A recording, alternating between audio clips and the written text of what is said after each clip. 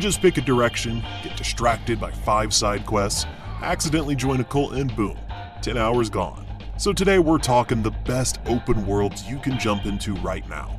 Let's kick back and enjoy. When I thought about making this list, I knew I wanted to start with a real heavy hitter, Red Dead Redemption 2. But instead of the usual spiel about missions you've already played, let's talk about Guarma, the late-game Caribbean island. It's easy to forget Guarma exists because it's a linear section. It's fully realized with its own environment, assets, and enemies, and it feels like a natural extension of the world.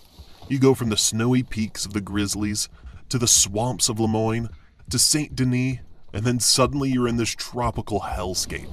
Still part of the same story. It shows how carefully Rockstar thought about world design. Even in a linear area, it still feels alive and connected to the open world. A studio that can balance freedom and exploration while still creating unique spaces that surprise you. Red Dead Redemption 2 nails that. If you haven't played it yet, you're missing one of the best open worlds ever. But stick around, because some of the games later on in this list might even push it. It ain't ever black and white. It's a charade. Next up is Cyberpunk 2077. Don't sleep on it. Keanu Reeves, Idris Elba, an amazing storyline. CD Projekt Red put together something truly special. And the open world, honestly underrated. The story often steals the spotlight. But if you slow down and just wander, Night City is packed with life.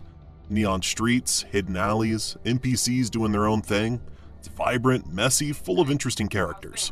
It's the little details that really sell it. Rain streaking down neon signs, puddles reflecting the chaos above, holograms flickering in the night. It's a world that feels lived in. I've spent hours just wandering, watching people argue, cars screech past, drones buzzing overhead. This city exists. As I was saying, the open world in Cyberpunk is often overlooked because the story is so strong. But after a couple of years of updates, it feels even more massive and immersive. Fashion, side missions, hidden secrets. The city rewards curiosity, and that's exactly the kind of open world magic we're talking about.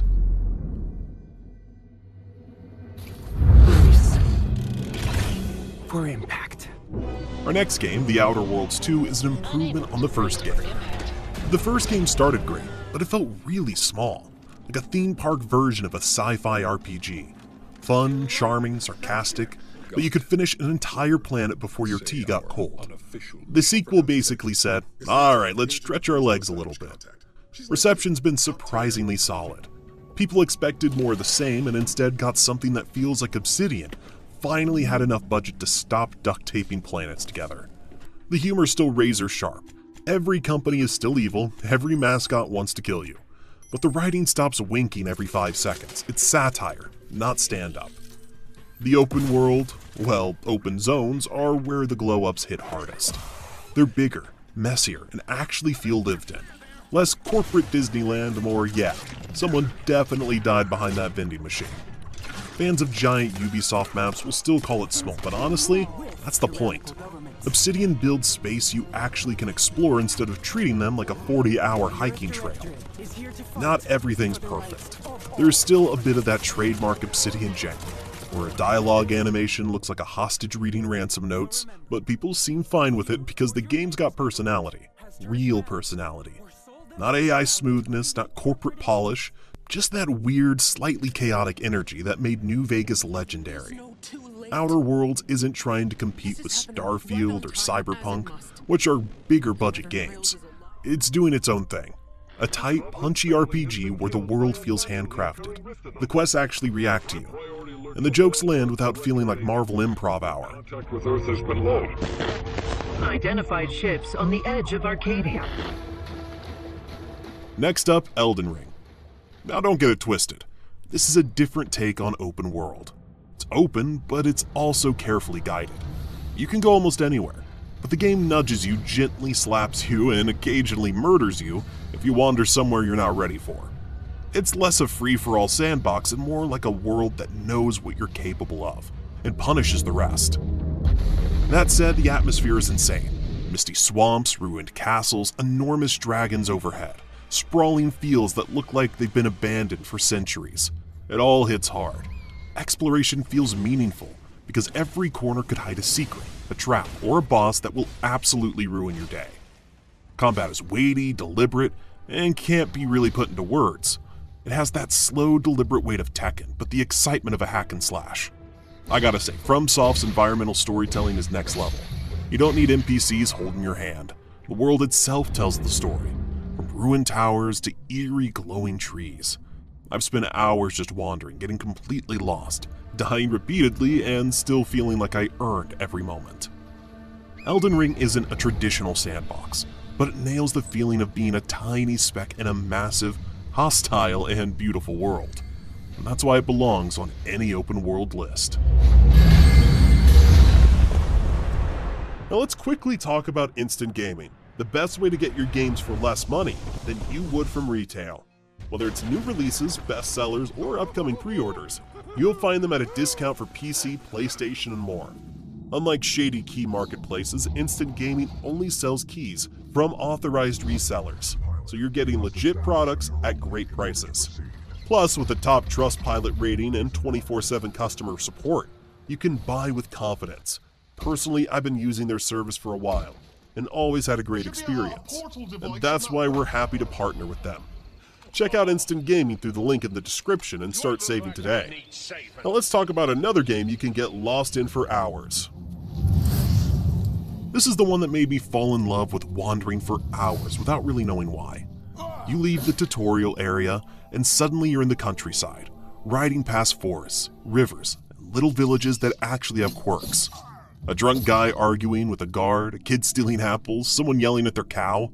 Little things that make you pause because they're funny or weird, not just world filler. The remaster cleans up textures and lighting, sure, but the game still thrives on curiosity. I've gone off paths dozens of times, chasing a random tower on a hill or poking into a cave that wasn't on the map, and always found something that made me stop and laugh, fight, or groan at how stupidly unfair it was. Combat and quests still have that old school charm, which is kinda lost on newer games.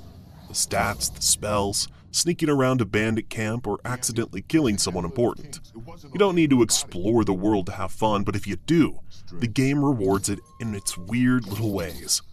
Oblivion Remastered is about getting lost in the random, memorable dungeons, enjoying its quirky quests and dialogue, and taking yourself back to a game that influenced the open world genre.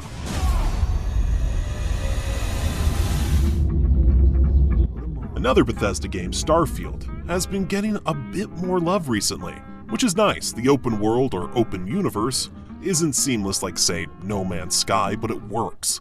Land somewhere random, poke around, find an abandoned lab full of loot and questionable diary entries, steal everything that shines, and blast off like a cosmic raccoon. That loop is addictive.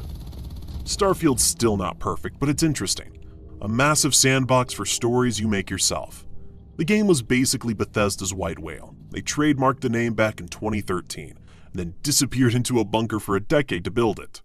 First IP in 25 plus years. Todd Howard pacing around the office going, what if Skyrim, but NASA? And everyone nodded hard enough to get whiplash.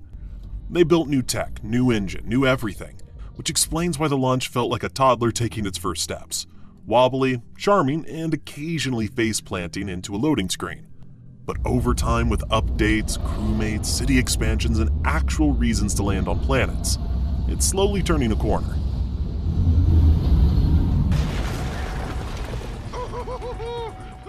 Alright, next game on this list is GTA 5. Boot it up for the first time and you're thrown straight into that snow-covered prologue. Masks on, alarms screaming, cops everywhere. No slow tutorial, just rob a bank, good luck. It's the most rockstar way to say welcome to the game, champ. Then you're Franklin repoing cars for a man who looks like he moisturizes with stolen credit cards, learning the ropes while simultaneously trying not to crash a customer's Audi into a yoga studio. Early game GTA's pure vibes. Cruising around Vinewood, accidentally discovering the stunt jumps, realizing pedestrians actually yell back at you, then spending an hour doing absolutely nothing productive. Perfection. The world here is stellar. The actors for Michael, Trevor, and Franklin didn't just voice lines, they did full motion capture. So when Trevor looks like he's about to bite someone's ear off, well, that's Stephen Ogg actually going feral in a gray suit covered in ping pong balls. The map is stuffed with weird secrets too. Alien Easter eggs, ghost sightings, the Mount Chiliad mystery that had the community losing its mind like it was a Da Vinci Code sequel. GTA 5 is big enough that you can get lost in it. One minute you're doing a mission, next you're racing strangers down the highway, golfing, flying a blimp, or seeing how many stars you can stack before the tank shows up. It's the most fun open world game ever made. Don't even get me started on GTA Online. Get 1,000 things every day. How about you make sure this is one of them? An open world that's getting left out of the conversation is Watch Dogs 2.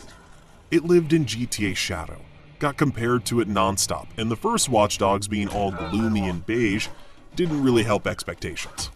Plus the game's themes are not to everyone's tastes. But Watch Dogs 2 flips the whole vibe. Sunny San Francisco, colorful chaos, and some of the best hacking style gameplay you can get. You're detonating phones, hijacking cranes, stealing cars with Wi-Fi. It's all pretty fun. The early game set the tone perfectly. Marcus Holloway gets recruited into DedSec, does some hacker parkour, breaks into Tech HQ like it's nothing. It's like a family-friendly GTA, sure. Instead of brooding revenge arcs, you're pranking billionaires and taking down cults. You get your fair share of hipsters taking pictures of avocado toast and cliche tech bros, which also creates a unique atmosphere. Pretty underappreciated open world game though overall.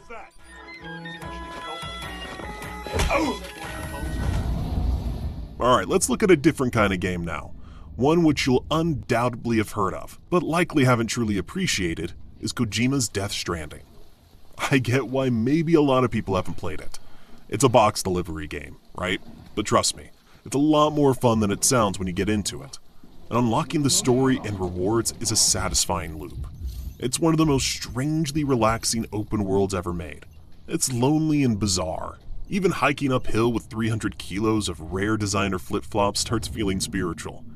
Icelandic vibes, empty landscapes, rain that ages you like milk left in the sun, but damn, it's peaceful. It hits that meditative zone, where you're not playing a game anymore, you're immersed inside of it. Something these insanely ambitious Japanese games nail in my opinion. Death Stranding isn't chaotic like GTA or full of mobs like Elden Ring. It's an open world about connection, a place where a single rope from a stranger can save your life, and you tear up over a bridge someone placed in the perfect spot. If that's not atmosphere, I don't know what is. Now for probably my all-time favorite game, The Witcher 3. To this day, it's still one of the most immersive open worlds you'll ever find. Rewind to the start, you boot it up, land in the White Orchard, little farms, muddy roads, dudes yelling about Nilfgaard over ale like it's match day, and Geralt just vibing, killing ghouls for pocket change. Early game Witcher isn't about saving the continent. It's about doing odd jobs like a medieval handyman, missing frying pans, haunted wells, bloke crying over his lost cow. It's weirdly homey. And that's the beauty. It tricks you. You think, yeah, cool, this is manageable. The White Orchard is just the tutorial. Once you hit Velen, you're in a war zone now, and that's why Witcher 3 sticks. Early game feels like a slow burn Sunday stroll. Then suddenly you're negotiating with a baron about his demon baby. No big dramatic spiel. You just wander. Stuff happens. It snowballs. It's got a messy human charm like Game of Thrones did in 2015. Not because NPCs have routines, but because everyone has drama, and you're the poor sod fixing it. Witcher 3, in my opinion, is still one of the greatest games of all time.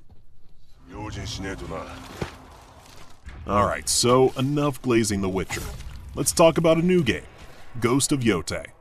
This one feels like the devs deliberately swerved away from everything warm and cinematic about Tsushima. The first game had sunlight, golden fields, foxes doing parkour. Yotei hits you with snow, fog, and constantly feeling that something in the trees is eyeing you up. Combat's still satisfying, but it's rougher. In Tsushima, you were basically auditioning for a samurai movie. Here, you're slipping on ice, wind's throwing your timing off.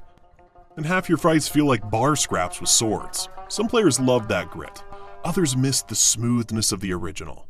The world itself is gorgeous, but in a harsh, lonely way. Villages feel more realistic, but also more depressing.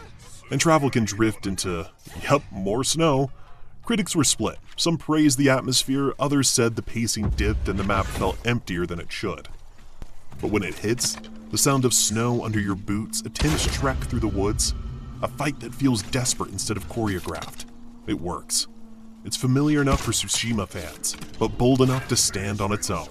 Not perfect, not trying to be Tsushima 2, just a cold, rougher take on the same DNA. No open world list is complete without the modern Zelda games, right? Let's take a look at the Tears of the Kingdom. This one's tricky to talk about without sounding like a fanboy screaming into a canyon, but honestly, its early game sets the tone perfectly. You're dropped into Hyrule, wind in your hair, wings on your back, and immediately you start wondering how many ways you can launch a boulder off a cliff just for fun. The world practically dares you to mess around, climb towers, glide over rivers, or combine a bomb and a wooden crate to see what chaos unfolds. There's more verticality, more weird physics tricks, and the story bits are tighter, but never so tight that you feel hurted. You can still wander for hours, discovering floating islands, hidden caves, or just hunting some ridiculous monster that's clearly plotting against you. What really hits is how the game rewards curiosity. Every corner of the map has something unexpected. A puzzle, a secret mini-boss, or just a view that makes you stop and think, yeah, this is why I play games. And yet, it never feels exhausting. The world gives you freedom but guides you subtly enough that exploration feels purposeful, instead of overwhelming.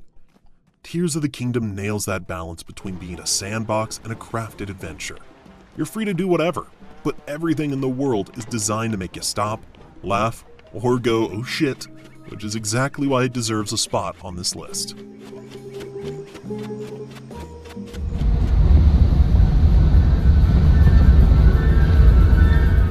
Hogwarts Legacy.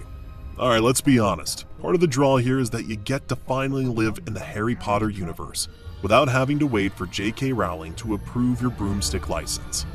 Early game is Magic School 101, wand in hand, robe slightly itchy, and a castle that's already hiding more secrets than my last 5 text threads combined. I wouldn't do that if I were you.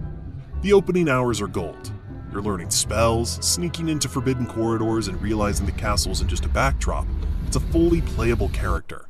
Portraits move, staircases shift, and sometimes you spend 10 minutes chasing a rogue ghost just to figure out it's messing with you. Side quests are charming, ridiculous, and occasionally dangerous. A giant talking toad demanding your homework? Sure. Fight a cursed centaur? Why not?